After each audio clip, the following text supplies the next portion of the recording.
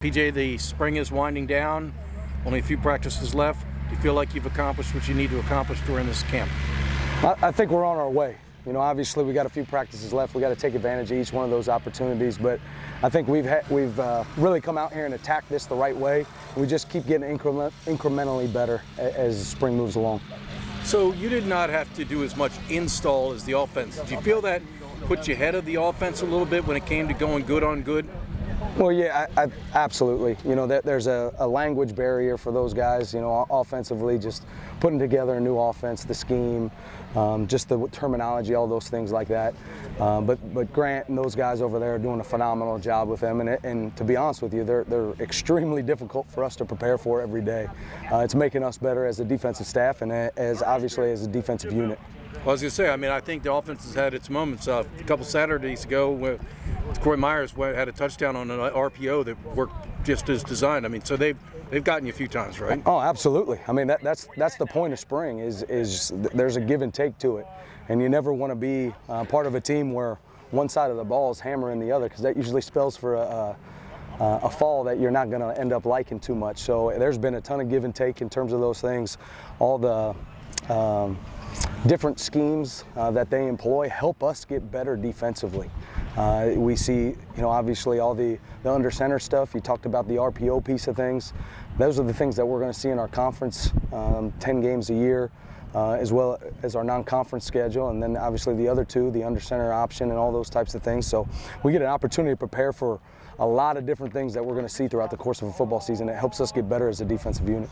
So because of injuries and attrition, you're a little thin at nose guard and D tackle. I was working on a depth chart for a preview magazine today, and I realized there's only 3 D tackles on the roster right now. Is that a position group you need to rebuild, the nose guards and tackles? You know, D-line is always this position where you want to build depth. And, you know, you get a little banged up there, and all it does is it gives the next guy an opportunity. And I think Coach Hall does an absolutely phenomenal job with those guys every single day, getting them to come out here, do the best that they can. And to be honest with you, the 3 guys that are playing nose guard for us have really grown up a lot over the last 11 practices, excuse me. So it looks like you're using some guys that are listed as ends at tackle. Like R.J. Davis looks like he's playing a D tackle technique. Are you doing that because of just to fill in? You're paying attention over here. Good, yeah. Coach Hall does a great job cross-training those guys. Okay. You know, and it's just like any other position on the field. Like if you play corner, you don't want to just play boundary. You don't want to just play field. If you play safety, you don't want to just play free safety. You want to be able to play bandit, Mike Will, all those things. You've got to be able to cross-train those guys so you can get the best 11 guys on the field. And I think you got to tip your hat to Coach Hall in terms of being able to be a great teacher and make sure that those guys understand the fundamentals of playing both those spots and not just lock in when when he's talking about the defensive end or just when they're on the practice film during the meetings. I think he just does a phenomenal job relating to those guys, making sure they understand the concepts and the schemes so they can go out there and be able to play. And every rep is gold. So the more reps they get, the better they're going to get, the better they're going to get, the better they're going to get. But good job paying attention over here, Wags. I like it. Based off the depth chart going into the Army game, you lose 2 starters, the outside linebackers, John Marshall and Nicholas Stroll. Did you feel you found some answers there? I mean, I've seen Xavier McDonald and Turner Stepp seem to be getting most of the first-team reps at striker. James Perkins is obviously a guy that looks the part of a Raider. Do you feel you come out of spring with some answers at those 2 positions? I do. I think we're really starting to grow at those 2 positions. I think Coach Brown is doing a phenomenal job. I really think all those guys that you mentioned have a possibility, you know, and it may be, you know, John Marshall obviously was extremely productive for us this year. You know, maybe it's a mixture of 1, 2, 3 guys, you know, playing that position so we get the production out of that position. Whereas he took the bulk of reps, right? Exactly. You know, and last year we did that at inside linebacker. You lose, you know, a great player like Diego Fago, you know, and you play multiple guys at the position to get that type of production. So that's all the things that we're looking for as a staff. And like I said earlier, these reps are gold, and I think the guys are really working hard and maximizing the reps. So I was going to ask you about that position, the inside linebacker. You have 2 good ones in Harbor and Ramos, but one guy I've noticed almost every time I've come out here has been Johnny Woodson Brooks, making a lot of plays. Last Saturday out at the stadium, he made a lot of plays. What can you say about, is he pushing those 2 guys? Gianni Woodson Brooks is pushing those guys, and so is Kyle Jacob.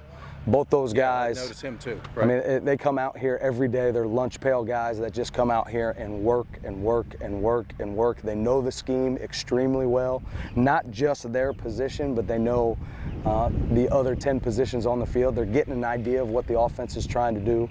I'm really, really pleased with those two guys' growth. And in the secondary, you've got a lot of guys coming back: Mbidi Williams, Elias Larry, Rayon Lane, Evan Gibbons, and there's some guys behind them that have played. But last year, that same group I just talked about gave up a lot of big pass plays over their head. You brought in a passing game coordinator, Coach Lewis. Do you feel the secondary is getting better in that regard? Because there are a lot of things the secondary did well, tackling being one of them. But do you feel you're getting better in that one area that was a weakness last season? Absolutely. And that's something that we studied extremely hard in the offseason. Obviously, we know where our blemishes were, and we went out and tried to upgrade in terms of what we were trying to do schematically to help those guys, the teaching that we were trying to do those guys, and then obviously bringing Eric Lewis in, who's a seasoned professional, has called defenses at a lot of different places to bring a bright mind in like that. And I'll be honest, I think from top to bottom, Coach Green has done a phenomenal job with our corners. You know, at this point in spring, I'd probably say that collectively is the most improved unit on the defensive side of the ball. So they give an award here at the end of spring, the Admiral Mack. It's for the most improved player during spring camp. If you could mention like 3 or 4 guys that you see could be potential candidates for that from the defensive standpoint. Sure. I don't want to let the cat out of the bag, but there's a lot of guys that I think are up for the running in terms of that. I think Landon Robinson has had an unbelievable spring. I think Justin Reed's had a great spring. I think Jackson Campbell's had a phenomenal spring. I thought Elias Larry's had a wonderful spring as well. There's just guys at every level, and Kyle Jacob as well. And he's a guy that obviously was a huge special teams performer for us last year. He's had a great spring. And you mentioned Gianni Woodson-Brooks. So there's a lot of guys that are just continuing to grow, and it makes it exciting for us as a staff to just continue to work with these guys because they're hungry to just get better and better and better. So last but not least, do you feel that this month and a half, whatever it's been, that your new staff members have integrated well with the defensive unit, the Coach Lewis and Coach Brown, as you mentioned, those guys? Absolutely. I could not be more pleased with our defensive staff. Just the way we function in the room, the amount of knowledge that they bring in. We're always trying to find different ways to do things. We did a couple of different drills that guys brought from other places today that help us get better. Some things that we had done before, we just think we found a better way to do them. We want to have that type of environment in the staff room where guys feel like they can communicate and we can collaborate and just find the best way to do things. And I think we're on the way to being able to accomplish that. We're winding down spring camp. You only got 3 or 4 left. Do you feel like you've accomplished what you want to accomplish? Well, I don't know, as a coach, you ever feel like you really accomplish everything you want to accomplish. That's the beauty of it, right? It's never good enough, and you always want to get better. We took a big step forward today. It was really, really encouraging. I'm very proud of what the guys came to do today. They came not only to compete, but to get better. They're playing with more effort. We talked the last time we talked about, elite eat as well as elite execution. We're not quite there yet, but we took a very big step forward today. And I can't say enough positive things about these young men and their willingness to do what we ask them to do, and it's important to them. And I'm thankful for that. So you had a lot of work to do in terms of install. I mean, you're basically installing a new offense, new schemes, new plays, etc., language, etc., and you got 2 young quarterbacks you're trying to do it with, or 3. How has that gone? And I imagine that you're probably going to have a lot more work to do in fall camp to finish that process. Sure, absolutely. It's going to be an incremental improvement deal, right? Some days you take bigger steps forward, and as I've said a moment ago, today was one of those days. I've been pleased with all 3 of their progress. As I said a moment ago, the incremental piece has been consistent. We correct something, they go to work on it, and we'll make some ground on it. I thought Teddy really had a good day today. I think he he took as big a positive step forward today as he's done all spring. But as you said, there's still a lot of work to be done for sure before we were executing at the level we're capable of, and obviously the elite execution that we talk about. So the defense had a little bit of advantage on the offense in that they're not as installing as much as a lot of carryover from Coach Newberry's system with Coach Volker taking over. But Coach Volker said the offense has given them trouble at times. They've been tough to defend. Do you feel like you've gotten your fair share of licks when you go good on good with the defense? Yes, absolutely. I think when you turn on the tape, what you see is not necessarily, and this isn't a discredit towards the defense, this is the way football is. If you do your job, you're going to have success, right? If the defense does their job at an elite level, the offense isn't going to have success. And I think a lot of times when we flip on the tape and we've had trouble, it's very correctable. It's, hey, if we do this better, we're going to have more success, right? I'm excited about what we're doing. I think it's, for me, it's been truthfully a process that started probably in 2010. These ideas that are now kind of coming together and coming to fruition in a lot of ways. And so it's really exciting, to see some of these ideas that, you've had. And then obviously the collaboration with the other guys on our staff, our offensive staff is tremendous. To see things start to come together and become cohesive. It's been the most rewarding spring of my career thus far, and that's not to say we don't have a lot of improving to do, but it's been a lot of fun. So based off the depth chart going into the Army game last year, you have 4 of 5 starting offensive linemen returning. I don't know how many of those guys were able to go full spring, but did you feel like the offensive line unit, does it show veterans with guys like Josh Pena and I think McMahon's not been practicing, but the left tackle has been practicing. Yeah, so Connor's been out there, and he has been playing really well. In spots, consistency is all of our issue right now, but in spots, you can see what Connor's capable of being. I was really excited to see Lyrion today take a bona fide leadership role today, and those guys followed him.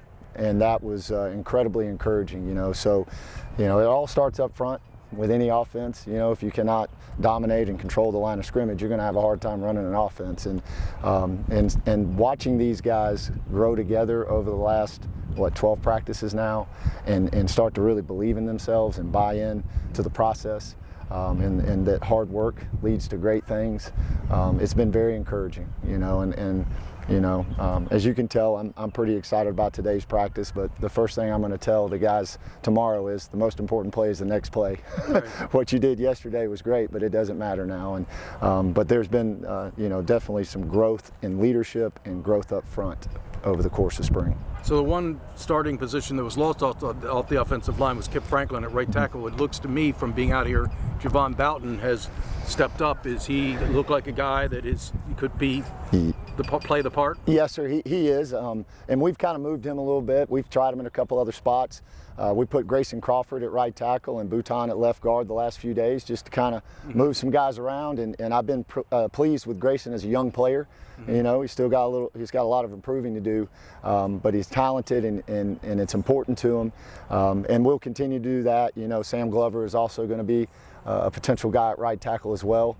And so we're still in that process of assessing talent, assessing our personnel rather, and making sure we got the right guys in the right spot so where they can be their best and then obviously help us. So I know that there was no depth chart going into spring, everything's wide open, clean slate, etc. But I know also in the room you play with the pieces and move them around. But yes, are you looking forward to, when spring is finally completely over, to really because you are going to issue a depth chart after the spring, and it'll be interesting. Right. It's going to be important to see who's on that depth chart. Right, absolutely. We'll come out of spring with a depth chart for sure, but I would tell you camp's coming, and competition is a great motivator. And complacency is an evil thing, right? And so we will always have open competition. We will always, day to day, who's doing the best job, because the best player is going to play, period. And so there will always be competition for us on our side of the ball. But obviously you want to see guys stacking days, stacking reps, and those guys prove day in, day out that you can trust them. And in that, everybody grows in trust and confidence, and that's how you put a cohesive unit out there, right? So yes, obviously as we go in, particularly for me, to the first ball game, not even so much camp, but as we progress towards the first ball game. Obviously, these things are going to be solidified. But my hope is that we can play a lot of guys. Because if you can play a lot of guys, then you can stay fresh, and then in the fourth quarter, you're able to really do good things. So I was just asking Coach Volker, he listed a handful of guys that have stood out that could be a candidate for the Admiral Mack Award as the most improved player during spring camp. I mean, you've mentioned Teddy Gleaton, I mentioned Javon Boughton as a guy, and you mentioned another offensive lineman. I've heard Fabian France, a slot back, has shown some things, young guy. Yeah. Any other guys other than the ones I just mentioned that you think could be in the running for that? Yeah, unfortunately he got hurt, but Chapman was having a really good spring. Right. And he's a guy that really cares. No, the slot. That's slot, right. Yep, okay. Yep, slot. He's had a really good spring. Again, I think Connor's had a really good spring at left tackle. There are a lot of guys that again, are making progress. And I think the more we can get to come along, I'd love to tell you that the entire offense was most improved by the end of spring, because that means we're really heading in the right direction. But there's definitely some guys that you're excited to see the progress they've made. And last but not least, you had quite a revamped offensive staff. I mean, there's three holders, Coach Ingram, Coach Akitis, Coach at Jasper. Yeah. But you're integrating a lot of new coaches, Coach Laurendine, Coach Williams, etc. yourself. How's that going? Fantastic. One thing about Coach Newberry is he's going to look for the best possible human being, the best person that happens to be a great coach. And when you go hire great people like he has, cohesion is easy because everybody has a shared vision. We're all under the same umbrella heading in the same direction, right?